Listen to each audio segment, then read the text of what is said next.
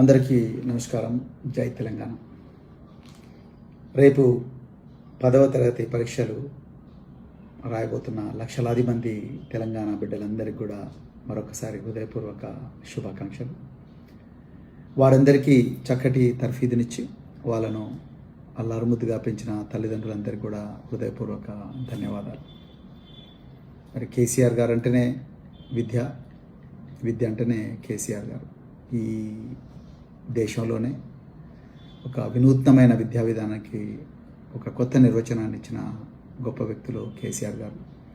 మరి BRS party తరఫున మాత్రమే కాకుండా ఒక విద్యా వ్యవస్థలో దాదాపుగా 10 సంవత్సరాలు పనిచేసిన ఒక అధికారిగా నాకున్న అనుభవాలతోని కొన్ని విషయాలు విద్యార్థులు వాళ్ళ తల్లిదండ్రులతోని ఉపాధ్యాయులతో నేను పంచుకోవాలనుకుంటున్నాను. ఇక పరీక్షలు అంటేనే జనరల్గా చాలా భయం ఉంటుంది. భయం లేదు అనే వ్యక్తి ఎవరన్నా ఉంటే అతను అబద్ధం ఆడుతున్నట్టు లెక్క. సో పరీక్షలు చక్కగా ప్రిపేర్ అయినప్పటికి కూడా భయం ఉంటుంది. ఆ భయం కొంతవరకే ఉంటుంది. ఆ పరీక్ష పత్రం చూసిన తర్వాత స్లోగా భయం పోతుంది. అందుకొరకు ఏమాత్రం భయపడకుండా, ఏమాత్రం ఆందోళన చెందకుండా మీకు ఇష్టమైన దేవుళ్ళకు మొక్కుకొని, లేకపోతే మీ తల్లిదండ్రుల దగ్గర నుంచి ఆశీర్వాదం తీసుకొని, మీ ఉపాధ్యాయుల దగ్గర నుంచి ఆశీర్వాదం తీసుకొని మీరు పరీక్ష హాల్కి వెళ్తారు. మీరు కొన్ని చేయవలసిన చిట్కాలు నేను చాలామంది ఉపాధ్యాయులతో మాట్లాడి నా అనుభవంతో, అదేవిధంగా స్పాట్ వాల్యుయేషన్ సెంటర్లో అంటే మీరు రాసిన జవాబు పత్రాలను స్పాట్ వాల్యుయేషన్ సెంటర్స్లో దిద్దిన చాలామంది ఉపాధ్యాయులతో మాట్లాడిన తర్వాత ఏ విధంగా రాస్తే మార్కులు ఎక్కువగా వస్తాయి, ఏ విధంగా రాస్తే పరీక్షల్లో ఫెయిల్ అవ్వకుండా ఉంటామన్న విషయాలు మీ అందరితో పంచుకోవాలన్న బాధ్యత బీఆర్ఎస్ పార్టీ తరఫున నాకు తీసుకోవాలనిపించింది. అందుకొరకే నేను ఈ విషయాలు మీతో షేర్ చేసుకుంటున్నాను. మొట్టమొదట బాగా నిద్రపోండి, మీకు ఇష్టమైన వంటకాలు తినండి. తర్వాత పొద్దున్నే ఏమాత్రం టెన్షన్ లేకుండా హాల్ టికెట్ అంతా కూడా సరి చూసుకొని మంచిగా 2-3 పెన్నుల సెట్ తీసుకొని, పెన్సిళ్ళు, తర్వాత ఎరేజర్స్ అంటే రబ్బర్స్ అంటాం, అవన్నీ తీసుకొని, కంపాస్ బాక్స్ ఇవన్నీ కూడా ప్రతిరోజు కూడా ఏ సబ్జెక్టు పరీక్షలు ఉన్నా కూడా తప్పనిసరిగా మీరు పరీక్ష హాల్కు ఇవన్నీ తీసుకొని పోవాలి. మీ పరీక్ష హాలు మీ సెంటర్లో లేకపోతే మీ సెంటర్ ఎక్కడుందో ముందరనే చూసుకోవాలి. దానికి సంబంధించిన ట్రాన్స్పోర్ట్ కూడా పకడ్బందీగా ఉంటట్టు అని కూడా చూసుకోవాలి. చాలాసార్లు కూడా నేను గురుకుల పాఠశాల సెక్రటరీగా ఉన్నప్పుడు ఆటోలు ఫెయిల్ అయ్యేవి, పోలీసు పెట్రోల్ వాహనాల్లో పిల్లల్ని పంపించే పరిస్థితి వచ్చేది.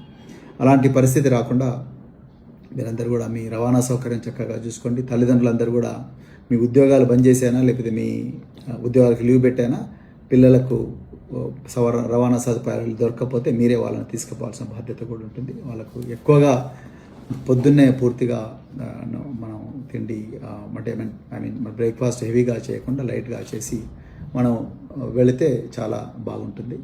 అక్కడికి పోయిన తర్వాత మన నెంబర్ ఎక్కడ ఉంటుందో చూసుకోవాలి, మన సీట్ ఎక్కడ ఉందో చూసుకోవాలి. చూసుకున్న తర్వాత మరి మనకిచ్చిన జవాబు పత్రం అవుతుంది, ఆన్సర్ షీట్స్ అంటాము. ఆన్సర్ షీట్స్లో నిర్దేశించిన చోట చక్కగా మన హాల్ టికెట్ దాని మీద రాసేటట్టుగా చూసుకోవాలి. మీ దగ్గర ఉన్న ఇన్విజిలేటర్స్ కూడా ఈ విషయం చెప్తారు. వాళ్ళు కూడా ఇన్విజిలేటర్స్ ఈ హాల్ టికెట్ నెంబర్ కరెక్ట్గా రాసారా లేదా అని చూస్తారు. సో ఎందుకంటే పిల్లలు చాలా యంగేజ్లో ఉంటారు, 14-15 ఇయర్సే కాబట్టి చాలామంది పిల్లలకు కన్ఫ్యూజన్ ఉంటుంది. సో అందుకొరకు అవన్నీ రాస్తారు.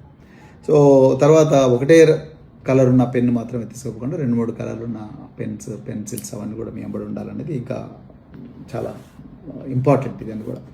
తర్వాత జనరల్గా చాలామంది చేసే తప్పులు ఏంటి, చాలామంది టీచర్లు చెప్పినవి, తర్వాత మేము కూడా 10వ తరగతిలో చేసిన తప్పులు ఆ విధంగా చేయకుండా చాలామంది విద్యార్థులతో, తర్వాత టాపర్స్తో మాట్లాడి మరి ఈ విషయాలు నేను మీకు చెప్పదలుచుకున్నాను. మొట్టమొదట ఇన్స్ట్రక్షన్స్ బాగా చదవాలి. 3 ప్రశ్నలు రాయాలంటే కింది 3 ప్రశ్నలకే జవాబులు రాయండి అంటే 5 ఉంటే 3టికి జవాబులు రాయమంటే 3టికి రాయండి.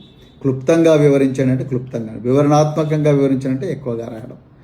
సో బ్రీఫ్గా రాయమంటే బ్రీఫ్గానే రాయాలి, అంతే తప్ప చెడభారతం రాస్తే మార్కులు రావు. సో పరీక్షలో ఈ కింది 3 వాటికే ఆన్సర్లు ఇవ్వండి అంటే 3టికి ఆన్సర్లు ఇవ్వాలి. అందుకొరకే ఆ సూచనలు అంటే సెట్ ఆఫ్ ఇన్స్ట్రక్షన్స్ జాగ్రత్తగా చదవాల్సిన బాధ్యత మీ అందరి మీద ఉంది. అందుకో టెన్షన్ పడకున్నప్పుడు ఈ రివిజన్ చదివే అలవాటు ఉంటుంది. ఇంకా రెండవ విషయం వచ్చేసి పరీక్షలో ఇచ్చిన ప్రశ్నాపత్రంలో ఇచ్చిన ప్రశ్నను 1-2 సార్లు చదవాలి, దాన్ని అర్థం చేసుకునే ప్రయత్నం చేయాలి. చేసిన తర్వాతనే మనం ఆన్సర్ రాయడానికి వెళ్ళాలి. సో చాలామంది ఏం చేస్తారంటే ఆ ప్రశ్న పత్రంలో ఉండే ప్రశ్నను పూర్తిగా చదవకుండా వెంటనే ఒక 2 పదాలు ఉంటే ఆ 2 పదాలకే రాయాలని అనుకుంటారు. అందులో నాట్ NOT అని ఉంటుంది, which is not the answer, which is not the the options అనే రకరకాల విధాలుగా మనను ఉపాధ్యాయులు అంటే మనను ఎగ్జామినేషన్ పేపర్ సెట్ చేసేవాళ్ళు మనం కన్ఫ్యూజ్ చేసే ప్రయత్నం చేస్తారు. అంటే ఎగ్జామినేషన్ అంటేనే మనను ముప్పు తిప్పలు పెట్టి మనతో కరెక్ట్ ఆన్సర్ తెప్పించుకోవడం. సో ఆ నాట్ అనేది which of the following is not the right answer అంటే ఆ నాట్ అనేది దయచేసి గుర్తుపెట్టుకోవాలి, NOT. అట్లా ప్రతి ప్రశ్నను కూడా చాలా డీప్గా చదివి అర్థం చేసుకోవాలి. ప్రశ్నను సరిగ్గా అర్థం చేసుకుంటే ఆన్సర్ దానంతటికి అదే వస్తుంది. చాలామంది ఎక్కడ తప్పు చేస్తారంటే ప్రశ్నను అర్థం చేసుకోవడంలోనే ఇబ్బంది పడతారు. అదేవిధంగా వచ్చినప్పుడు మనం రాసే మొదటి పారాగ్రాఫ్ అన్నిటికన్నా ఇంపార్టెంట్. ఎగ్జామినర్స్కి అంత టైం ఉండదు. నేను చాలామంది స్పాట్ వాల్యుయేషన్లో పనిచేసిన టీచర్లతో మాట్లాడాను. ఎగ్జామినర్స్కి అంత టైం ఉండదు. సో పేపర్లు దిద్దే వాళ్ళకి అందుకొరకు ఫస్ట్ పారాగ్రాఫ్లోనే మీరు రాసే ఆన్సర్ కరెక్ట్గా ఉంటే ఆటోమేటిక్గా మీకు మార్కులు ఇది చేస్తాడు. ఇంకా తర్వాత 2-3 తప్పులు జరిగినా కూడా వాళ్ళు పెద్దగా పట్టించుకోరు. సో అందుకొరకు ఫస్ట్ పారాగ్రాఫ్లో మీరు చెప్పాలనుకున్న విషయం సూటిగా అట్రాక్టివ్గా చెప్పగలిగితే, చక్కటి దస్తూరితో అంటే చేతి వ్రాతతో రాయగలిగితే, ఇంగ్లీష్ మీడియం అయినా తెలుగు మీడియం అయినా డజంట్ మ్యాటర్. సో మీరు దయచేసి ఈ ఫస్ట్ పారాగ్రాఫ్ని చాలా జాగ్రత్తగా రాయడానికి ప్రయత్నం చేయండి. తర్వాత చేతిరాత, ఇప్పుడు రాత్రి మీరు రాతను మార్చుకోలేరు, కానీ సాధ్యమైనంత వరకు తప్పులు లేకుండా రాయండి. అందమైన చేతిరాత ఉంటే మార్కులు కూడా బాగా పడతాయి. అట్లని అందంగా చేతిరాత లేకపోతే ఆన్సర్ కరెక్ట్గా ఉన్న మార్కులు లేరా అంటే వేస్తారు. దానికి మీకు ఇదొక అడిషనల్ అడ్వాంటేజ్ అంతే తప్ప చేతిరాత అందంగా లేదు కానీ ఇప్పుడు డిప్రెషన్ గురి కావాల్సిన అవసరం లేదు. చేతిరాత ఈ రాత్రి మీ చేతిరాత మారదు. సో మనం దాని గురించి మీరు అంతగా టెన్షన్ పడాల్సిన అవసరం లేదు. కానీ తప్పులు లేకుండా రాస్తే న్యాచురల్గా మీకు ఎక్కువగా మార్కులు వస్తాయి. అదేవిధంగా ప్రతి ప్రశ్నకు జవాబుకు మధ్యలో బార్డర్ లైన్ గీసి తర్వాత పేజ్ నెంబర్స్ వేసి ఆన్సర్ రాసేటప్పుడు ఎగ్జామినేషన్ ఆన్సర్ షీట్లో కరెక్ట్గా ప్రశ్న నెంబర్ కరెక్ట్గా వేయాలి. ఎందుకంటే ఒక ప్రశ్నకు ఆన్సర్ రాస్తే ఇంకొక ప్రశ్న నెంబర్ వేసామనుకోండి పూర్తిగా దెబ్బతింటాం, మార్కులు పోతాయి. తర్వాత ప్రశ్నకు జవాబుకు పొంతన ఉండాలి. మనకు తెలిసింది మనం రాసుకోే మార్కులు రావు. ఆ ప్రశ్నలో ఏం అడుగుతున్నారో అదే రాయాలి. సూర్యుడు ఎక్కడి నుంచి ఉదయిస్తాడు ప్రతిరోజు కూడా అని అంటే మనం తూర్పు నుంచి అనే రాయాలి. అంతే తప్ప సూర్యుడు ఉదయిస్తాడు, చాలా ఉదయించేటప్పుడు ఎర్రగా ఉంటాడు, ఉదయించేటప్పుడు చాలా పెద్దగా కనిపిస్తాడు, తర్వాత మేఘాలు ఉంటే కనిపించాడు, ఇవన్నీ అక్కడ అడగడం లేదు. సో కేవలం సూర్యుడు ఏ దిశ నుంచి ఉదయిస్తాడంటే తూర్పునే ఉదయిస్తాడు. సూర్యుడు మొదటిగా ఉదయించిన సూర్యుడు కనిపించే దేశం ఏదంటే ఉదాహరణకి ఇండియా నుంచి అయితే జపాన్ అని చెప్పడం, అంటే సూర్యుడు మొదటిగా ఉదయించే ప్రదేశం అని మనం చిన్న ఉన్నప్పుడు చదువుకున్నాం. ఉదాహరణకు చెప్తున్నాను నేను. సో ఆ విధంగా అడిగిన ప్రశ్నకి జవాబు రాయడమే చాలా ఇంపార్టెంట్. అది తప్ప సుత్తి రాసి మనకు తెలియని ఆన్సర్ అంతా బీటింగ్ రౌండ్ ద బుష్ అంటారు ఇంగ్లీష్లో. సో మనకు తెలియంది మనకి ఆన్సర్ తెలియకపోతే ఇష్టం వచ్చినట్టు ఏదో రాసుకొస్తాం, అదంతా రాయకండి దయచేసి. అదేవిధంగా రాసేటప్పుడు ముఖ్యమైన పాయింట్స్ రాయడం మర్చిపోకండి. దీన్నే ఎగ్జామినర్స్ ఏమంటారంటే ప్రిన్సిపల్స్ ఆఫ్ వాల్యుయేషన్ అంటారు. అంటే ఈ ప్రతి ప్రశ్నకు కూడా కొన్ని కీవర్డ్స్ ఉంటాయి, కొన్ని జవాబు కూడా కొన్ని కీవర్డ్స్ ఉంటాయి. ఆ కీవర్డ్స్ తప్పకుండా మీ జవాబుల్లో వచ్చేటట్టు చూసుకోవాలి. So please ensure that all the answers contain the most important points, that is called as keywords. ఆ కీవర్డ్స్ వచ్చేటట్టుగా దయచేసి చూసుకోండి. దీనివల్ల చాలా లాభాలు ఉంటాయి. ఎగ్జామినర్స్ ఇంప్రెస్ అవుతారు మీరు కీవర్డ్స్ రాస్తే. అంటే వీళ్ళకు విషయం మీద స్పష్టమైన అవగాహన ఉంది, వీళ్ళు బాగా హార్డ్ వర్క్ చేసి వచ్చారనేది వాళ్ళకి తెలుస్తుంది. తర్వాత ఇంకా డయాగ్రామ్స్ వేయాల్సి వస్తే మంచిగా టైం చూసుకొని డయాగ్రామ్స్ కూడా వేయండి. లేబులింగ్ మాత్రం మర్చిపోకండి. చాలామంది లేబులింగ్ మర్చిపోతారు. ఆ డయాగ్రామ్ వేస్తారు, కింద ఆ డయాగ్రామ్ ఏంటో రాయాలి, ఆ పార్ట్స్ రాయారు. సో ఆ విధంగా లేబులింగ్ కూడా ఇంపార్టెంట్. తర్వాత బ్యూటిఫుల్ పెయింటింగ్ వేయాల్సిన అవసరం లేదు. అవుట్లైన్స్ వేసి పెన్సిల్తోనైనా పెన్నుతోనైనా కరెక్ట్గా అవుట్లైన్స్ వేసి ఇవి లేబుల్ వేస్తే ఇతనికి సబ్జెక్ట్ మీద అవగాహన ఉంది అన్న విషయం ఎగ్జామినర్స్కి ఈజీగా అర్థమవుతుంది, అమ్మాయిలకైనా అబ్బాయిలకైనా, రైట్. సో అదేవిధంగా కొంతమంది తొందరలో ఆన్సర్స్ మర్చిపోతారు, కొన్ని ప్రశ్నలే మర్చిపోతారు. అందరికన్నా ఈజీగా, అన్ని ప్రశ్నల కన్నా ఈజీగా ఉండే ప్రశ్నకు అద్భుతంగా జవాబు రాసి సమయాన్ని మర్చిపోయి మిగతా అంతకన్నా ఈజీగా ఉండే ప్రశ్నలకు జవాబు రాయకుండా వదిలేసి వస్తాం. అట్లా చాలా ప్రశ్నలు వదిలేయడం వల్ల మార్కులన్నీ పోతాయి. దయచేసి అందుకొరకు అందరు కూడా ఈ వాచ్ ఏదైతే ఒక వాచ్ మీ పేరెంట్స్ని అడిగి తీసుకోండి, లేకపోతే మీ ఇంట్లో వాచ్ ఉంటే వాచ్ తీసుకోండి, లేకపోతే ఎగ్జామినేషన్ హాల్లో కూడా ఒక క్లాక్ ఉంటుందండి, లేకపోతే టీచర్లను కూడా మీరు అడగవచ్చు. దయచేసి మీకు బాగా ఇష్టమైన ప్రశ్నకు జవాబు బాగా రాసి దానికి ఒక 30 నిమిషాలు వేస్ట్ చేసి అంతకన్నా ఈజీగా, అంతకన్నా ముఖ్యమైన, అంతకన్నా ఎక్కువ మార్కులు ఉన్న ప్రశ్నలు ఏవైతే ఉన్నాయో వాటికి జవాబులు తెలిసి కూడా రాయలేని పరిస్థితి రాకూడదంటే మీరు ప్రతి ప్రశ్నలు కూడా సమయపాలన పాటిస్తూ చక్కగా ఆన్సర్లు రాస్తే చాలా చాలా బాగుంటుంది. దయచేసి దీని గురించి కూడా తల్లిదండ్రులు ఈరోజు రాత్రి ఉదయం కూడా తర్ఫీదు ఇవ్వండి పిల్లలకు. అదేవిధంగా ఇంకా మ్యాథమెటిక్స్లో చాలా ఇంపార్టెంట్ అయిన విషయం ఏంటంటే క్వశ్చన్ చదవలేకపోవడం. ఫస్ట్ ఆఫ్ ఆల్ మ్యాథమెటిక్స్ అంటేనే భయం అనవసరంగా వచ్చింది. నిజానికి mathematics is like any other language. అది ఇంగ్లీష్ లాగా తెలుగు లాగా mathematics is the language of symbols, right? So కానీ మ్యాథమెటిక్స్ ఏదో భూతమైనట్టుగా మనం చిన్న ఉన్నప్పటి నుంచి తల్లిదండ్రులు, కొంతమంది ఉపాధ్యాయులు తెలిసి తెలియక మన ఫ్రెండ్స్ కూడా అమ్మో మ్యాథమెటిక్స్ అది ఇది అని అనుకోవడం. సో మ్యాథమెటిక్స్ గురించి ఏం భయపడాల్సిన అవసరం లేదు. మీరు అన్ని స్టెప్స్ క్వశ్చన్ను జాగ్రత్తగా అర్థం చేసుకొని అన్ని స్టెప్స్ కరెక్ట్గా రాస్తే డిస్క్రిప్టివ్ పేపర్లో ఆన్సర్ తప్పుపోయినా ఎవరు పట్టించుకోరు. కానీ స్టెప్స్ కరెక్ట్గా ఉండాలి, సింబల్స్ కరెక్ట్గా వేయాలి. అదేవిధంగా మీరు యూనిట్స్ లీటర్సా, గ్రామ్సా, కిలోగ్రామ్సా, ఆన్సర్ చివరిలో రాసేటప్పుడు లీటర్సా, యూనిట్సా, అంటే కిలోగ్రామ్సా, లేకపోతే మీటర్సా, ఇవన్నీ రాయాలి. క్యూబిక్ ఫీట్సా, లేకపోతే యార్డ్సా. ఈ మెట్రిక్స్ రాయడంలో చాలామంది కూడా మర్చిపోతుంటారు యూనిట్స్. అందుకని దయచేసి యూనిట్స్ కూడా మంచిగా రాయండి. యూనిట్స్ రాయకపోతే మార్కులు రావని మేము చిన్నగా ఉన్నప్పటి నుంచి నేర్చుకున్నాము. స్టెప్స్ కరెక్ట్గా ఉండాలి. అదేవిధంగా అన్ని స్టెప్స్ చెప్పాలి. సో అదేవిధంగా డయాగ్రామ్స్ వేసేటప్పుడు కానీ మరి పూర్లీ డ్రాన్ డయాగ్రామ్స్ అయితే ఎవరు పట్టించుకోరు, మార్కులు వేయరు. అందుకొరకు జాగ్రత్తగా డయాగ్రామ్స్ వేయాలి. అదేవిధంగా చాలామంది మనకు తెలిసిన ఆన్సర్లు తర్వాత రాద్దాం అని ఇంకా మనకు రాని ప్రశ్నకు ఇష్టం వచ్చినట్టు దాన్ని కుస్తీలు పడుతూ సమయం అంతా వేస్ట్ చేస్తాం.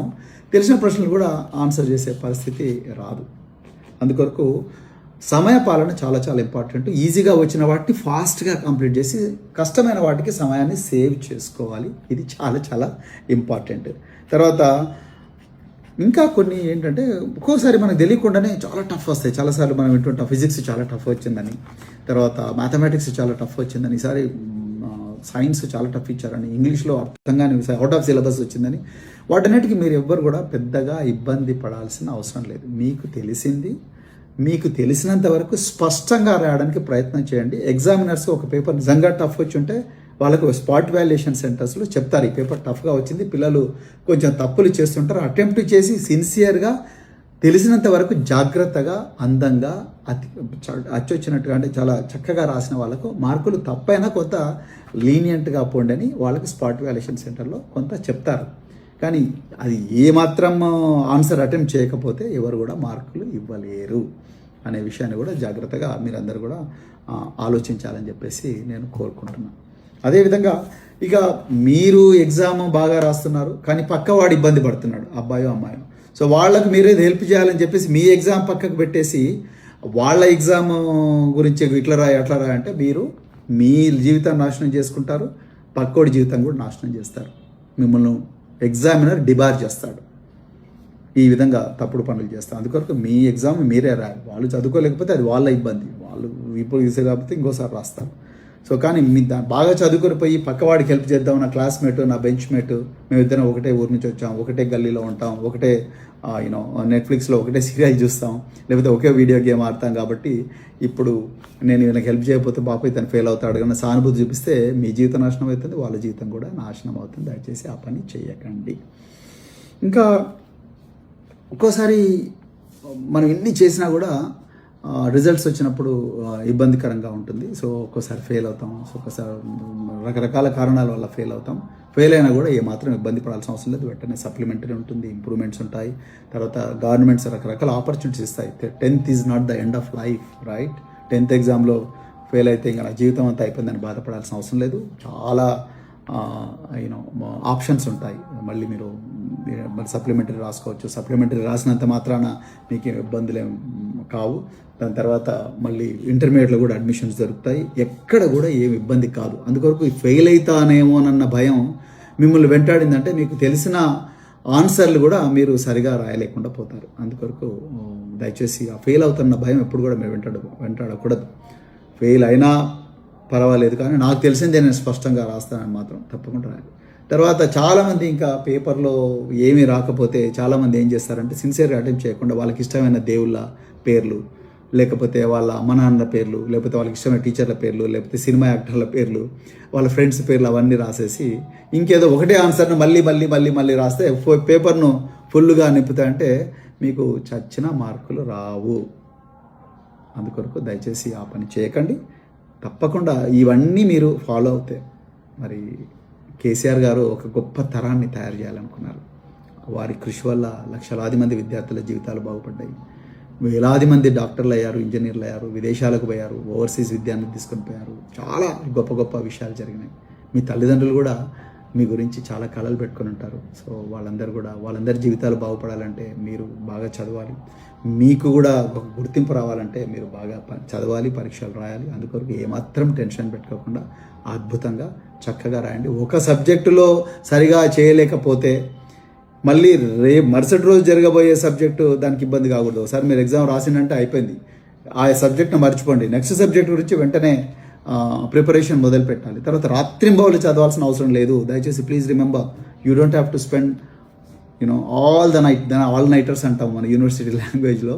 పుల్లింగ్ ద ఆల్ నైటర్స్ అంటాం, అంటే burning the mid night oil అంటాం. రాత్రంతా జాగారం చేసి కళ్ళు ఎర్రగా చేసుకొని పొద్దున పోయి ఎగ్జామినేషన్ హాల్లో మనం ఏదో రాయాలి, గొప్పగా చేయాలన్న లాస్ట్ మినిట్ ప్రిపరేషన్ కానీ అన్ని చేయడం, పెద్ద బుక్కులు తీసుకుపోయి లాస్ట్ అంతా అమ్మో నేను మర్చిపోయాను. No way. రాత్రి హాయిగా నిద్రపోండి, లైట్గా చేసుకోండి, మీకు ఇష్టమైన వ్యక్తులతో మాట్లాడండి, లేకపోతే ఫ్రెండ్స్తో కలిపి డిస్కస్ చేయండి.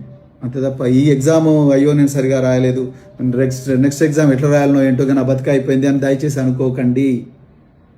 80% అనుకోకండి. ఏ ఎగ్జామ్ అయిపోయిందంటే దాన్ని మర్చిపోవడం, నెక్స్ట్ ఎగ్జామ్కి వెళ్ళడమే, నెక్స్ట్ సబ్జెక్ట్కి వెళ్ళడమే. సో ఆ విధంగా మీరు చేస్తే తప్పకుండా గొప్ప మార్కులతో పాస్ అవుతారు. మీరు పాస్ కాకపోయినా కూడా మీకేం నష్టం జరగదు. ప్రభుత్వాలు ఎన్నో వెసులుబాట్లు కలిగిస్తాయి. It applies to both students of government schools, student of private schools, students of aided schools, students of orphanages, and the students who are going to write the examination in open, the category. I mean, when I say open category, open schooling అంటారు కదా, open స్కూలింగ్లో రాసే వాళ్ళకు కూడా ఏమాత్రం బడికి పోకుండా డైరెక్ట్గా 10th examination వాళ్ళకు కూడా ఇవే వర్తిస్తాయి. దయచేసి మీరందరూ కూడా ఈ జాగ్రత్తలన్నీ పాటించాలని, మరి ఇవన్నీ పాటిస్తే తప్పకుండా మీరు గొప్ప మార్కులతో ఉత్తీర్ణులు అవుతారని, రాబోయే రోజుల్లో మీరందరూ కూడా మరి తెలంగాణను చాలా గొప్పగా మీ జీవితాలను బాగా గొప్పగా చేసుకుంటారు, మీ కుటుంబాలను కూడా మారుస్తారు. రాబోయే రోజుల్లో తెలంగాణను ఒక గొప్ప రాష్ట్రంగా తీర్చిదిద్దే బాధ్యత మీ అందరి మీద ఉందని మరొక్కసారి గుర్తు చేస్తూ మీ అందరికీ మరొక్కసారి ఆల్ ది బెస్ట్ చెప్తూ, జై తెలంగాణ, జై కేసీఆర్.